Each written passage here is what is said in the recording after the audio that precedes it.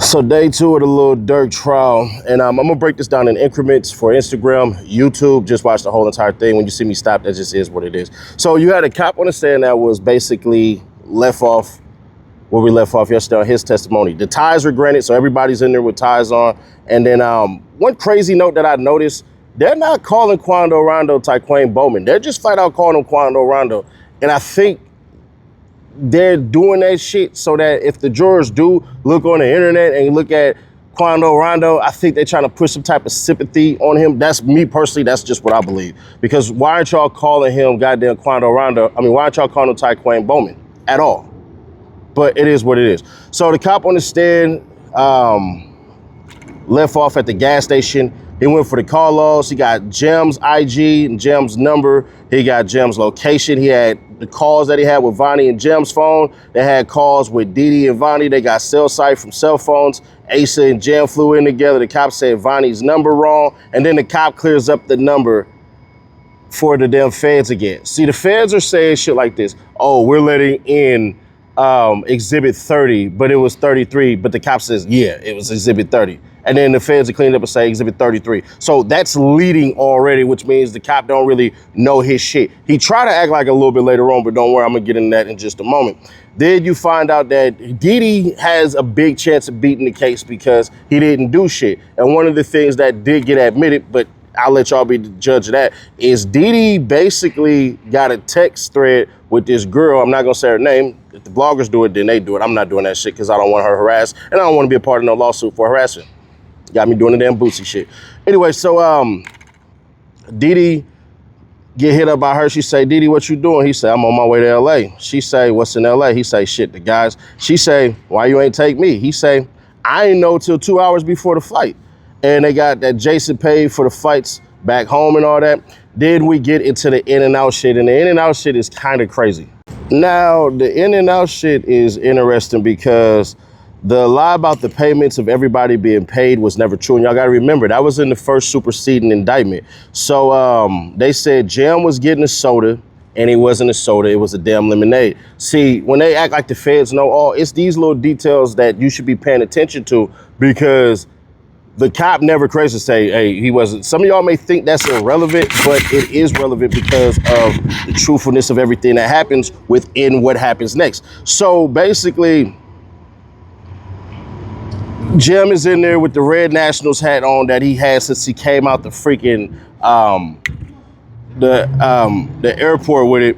They had Keith Jones, who's a shooter, and then the cop says that they were reacting to the news on their phone. He said they reacted to a news clip on their phone. That actually never happened because we could see the phone screen.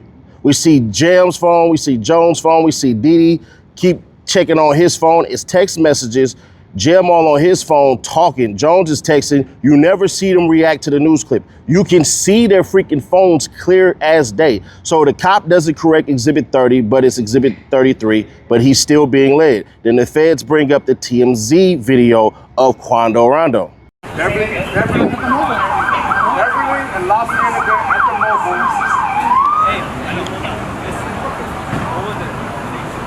I don't know.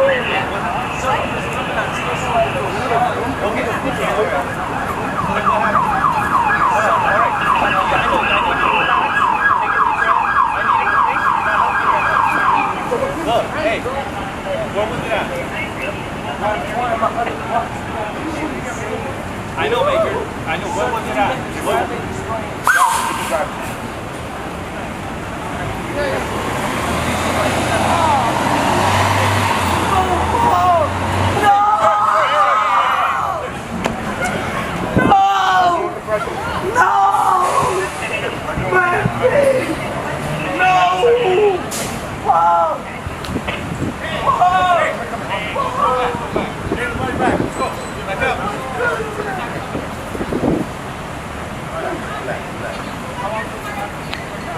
Now, here's something that's super crazy, right? Because TMZ video gets used, and then the feds claim that the dude who shot the video worked for TMZ. It's not even confirmed.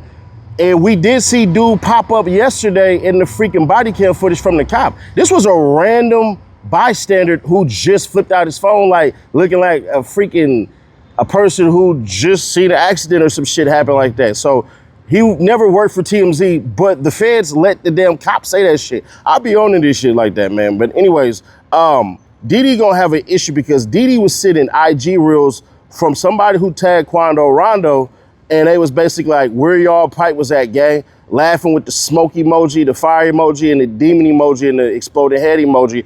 And Diddy sending this shit to people, and it says risky with hella Y's on it. He sent that to Lil Varney, he sent that to Breezio, he sent that to TTE Wicked Man, and he sent that to Booney Mo. And then when he sent that shit to Booney Mo is like, oh, bro. And then Diddy like exploded head emojis, bro. And that basically was the shit that they had sent as far as the feds do. But then Brian still got his ass up there to cross. So Brian still gets up there and absolutely puts belt to yeah. Anyways, he say that the cop was on there basically got on August the 30th. The cop say, yeah, Brian still defines what he's supposed to know about the case and he's supposed to know everything. And dude like, yeah. So then the dude says, I'm a task force agent. I turned over all the stuff to the judge and then the feds picked it up. And then Brian still say, you spoke with Jim. Dude say, yeah. Brian still say, you were there 12 times with Jim. Dude say, yeah. He say, but I didn't ask any questions. Brian still like, but you spoke to him in custody. Dude like, yeah. Brian still like, y'all wrote notes and y'all recorded it 3 times out of the 12 times y'all met. Dude like, I don't know. They were 302 summary. 302 summary is basically that you have somebody that's recording all of this shit as far as writing it all down. There's a reason for that. We get into it in just a moment. Brian still say, well, why did y'all, have a recorder? Do say, I don't know, there's a 302 summary. And Brian still say, so y'all take what the officer says, and then he say, yeah. And then basically, Vonnie talked to him, no. Keith Jones talks to him basically 7 times and 1 time it's recorded. Then Brian still say, who said no recording? The cop says, the feds. Then Brian still basically say, so Vonnie met with y'all 10 times and no recording? The cop say, yeah. Brian still like, why y'all ain't record? Dude like, I don't know. Brian still say, is recording the best? Dude say this out his mouth.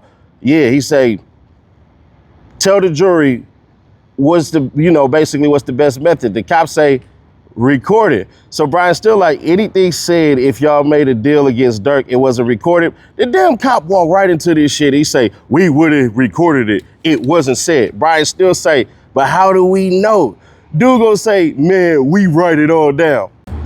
So then Brian still gets into it, and Brian still like, hey man, so y'all told these cats that when you cracked in the feds, bro, you're done. Ain't no, you get life, bro. Ain't no parole, ain't no nothing. It's straight life. Dude like, I didn't say that. It wasn't me. Brian still like, y'all said it was murder for hire, because Brian still is calling these cops teammates. Brian still know what he do. He's slick as goddamn oil spit. And Brian still say, the shooters want to get home at times and they make up stories, don't they? And dude like, yeah. I said, damn, Brian, getting it in right now.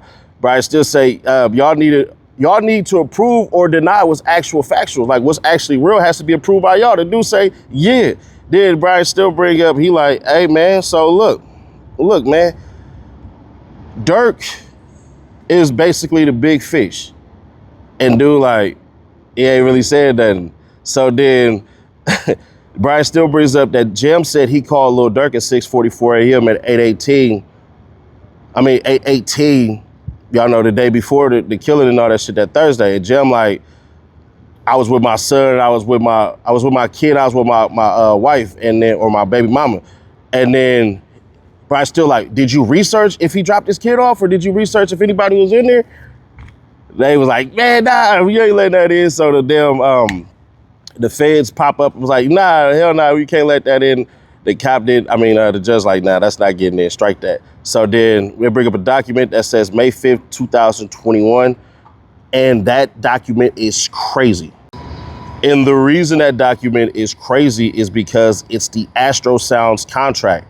But it's been Ola Alabagan saying that's the press manager.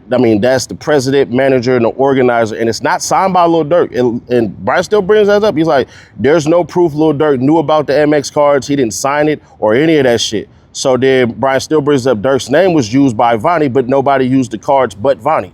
So we found out only Vonnie is the one using these freaking cards, bro. So Brian still says it again, says, tell the jury.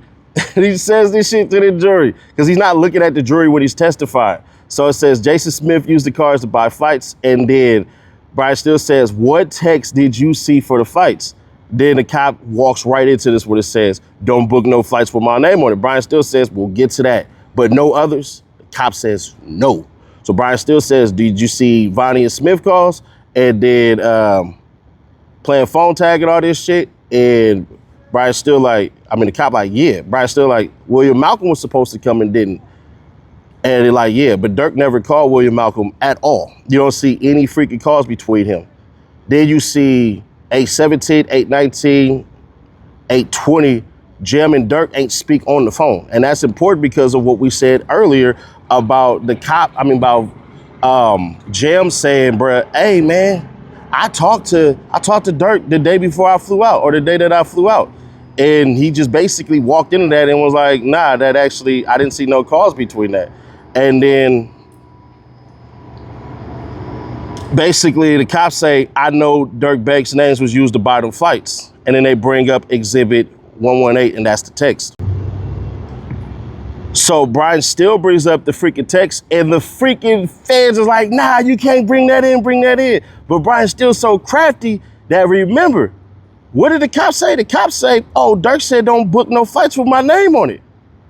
Oh, shit. Okay, cool. So then the government like, it's no foundation for that. The judge like, no, your cops said it. So then we find out that Durk was sending some messages to somebody who wasn't responding on 8817, and he say, you still gonna post? They're like, nobody said anything. So then Durk texts, I'm gonna fall back from this. And he said all this shit, and the cop is basically like, I don't know what this means. And Brian still is walking him down because if you don't know what none of these texts mean, but you know what don't book no flights in my name mean, there has to be a reason, right? So then Durk say, let's flip this real quick. Durk say, I'ma just fall back from this shit. And then Durk texts the person blood. And then the cops say, oh, that means blood means homie in Chicago. So then why did y'all name Lil Durk Blood and not everybody else Blood? So then Durk then texts, don't book no flights, no names involved with me. And then the cop said, that means because he didn't want to be involved. That's why I said don't book it. And then Brian's still like, so James Smith is employed by Lil Durk. Cop like, yeah. Brian's still like, so he didn't listen? Cop like, nah, the fights was already booked when Durk said that. So then Brian still walks him down again. Brian still said, but you said Friday the fights were booked, right? Dude like, yeah. But then Brian still say, but they was booked again after Durk told him don't book no shit in my name. So if they was already purchased before, why did you book the damn fights? But then you sit around and you don't book them another way. So he didn't listen to none of the shit Durk said. So there's no way to know that dude even read these messages at all. At all. So then the dude say, I can only tell you what's sent by Durk. Brian still say, so why did he listen the second time? And dude flat out his mouth say, I don't know. And then we went to break.